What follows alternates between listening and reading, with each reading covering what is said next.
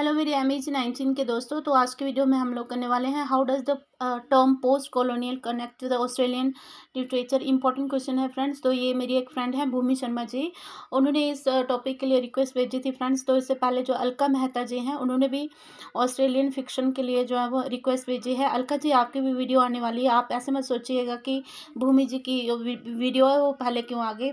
तो फ्रेंड्स आप सब मेरे लिए बहुत मायने रखते हो और अलका जी आपकी भी वीडियो आ जाएगी। और दूसरा फ्रेंड्स, एक दो वीडियो में मैंने टाइटल जो है वो गलती से MEG 19 की जगह MEG 15 कर दिया। तो उसके लिए अगर आप सबको असुविधा हो इस चीज़ के लिए तो आप मुझे क्षमा करना। तो आगे से मैं कोशिश करूँगी कि मिस्टेक ना करूँ। और थैंक यू निखिल जी, आपने मेरी मिस्टेक को पिन किया और मुझे अपनी मिस्टेक ठीक करने का मौका मिला। तो थैंक यू वेरी मच आप सभी सब्सक्राइबर का, मेरे फ्रेंड्स का, मुझे छोटी छोटी बातों के लिए गाइड करते रहते हैं।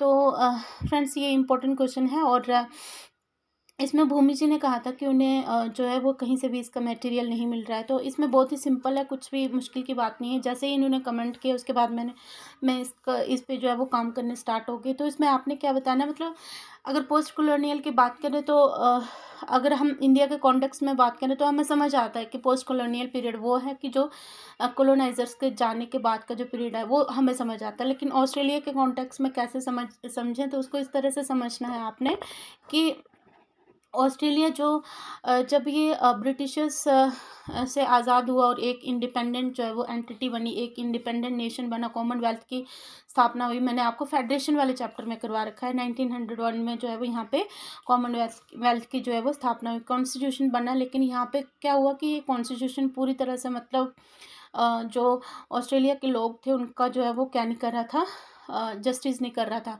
मतलब यहाँ पे मैं समझा रही हूँ कि आपको पोस्ट कॉलोनियल पीरियड को कब से मानना है, जब फेडरेशन की फॉर्मेशन हुई उसके बाद का जो पीरियड है उसको आप मान सकते हो कि ये पोस्ट कॉलोनियल पीरियड है ऑस्ट्रेलिया के कॉन्टेक्स्ट में।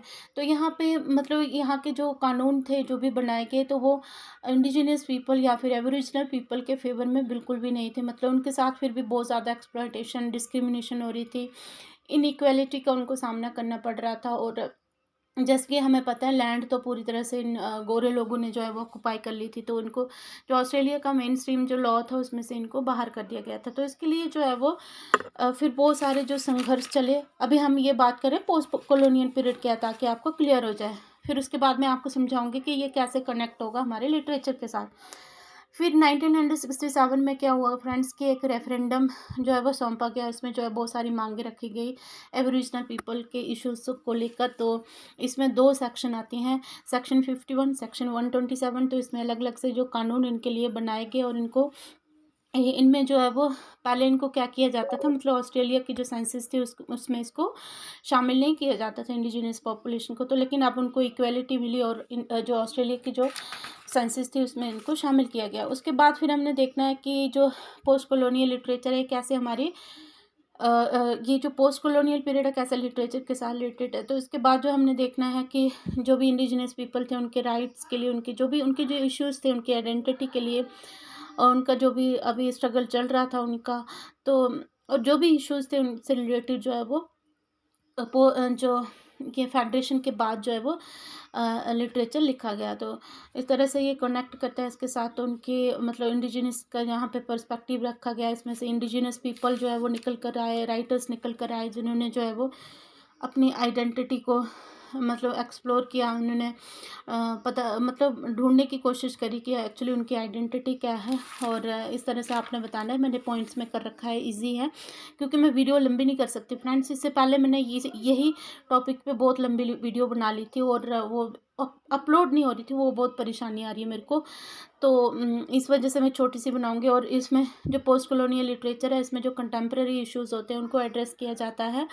और इसमें जो अगर हम देखें कि पोस्ट कॉलोनियल जो राइटर्स हैं कौन कौन से, जैसे किम स्कॉट जिनकी अभी हम नॉवल बेनंग करने वाले हैं, इस पर मैं एक क्वेश्चन शायद मैं अपलोड कर चुकी हूँ, एक नेक्स्ट अब आपका करने वाली हूँ नरेटिव स्ट्रक्चर पे। बस इस क्वेश्चन के बाद तो प्रॉब्लम बस इतनी सी आ रही है कि ये जो अपलोड में करने में थोड़ी समय लग रहा है।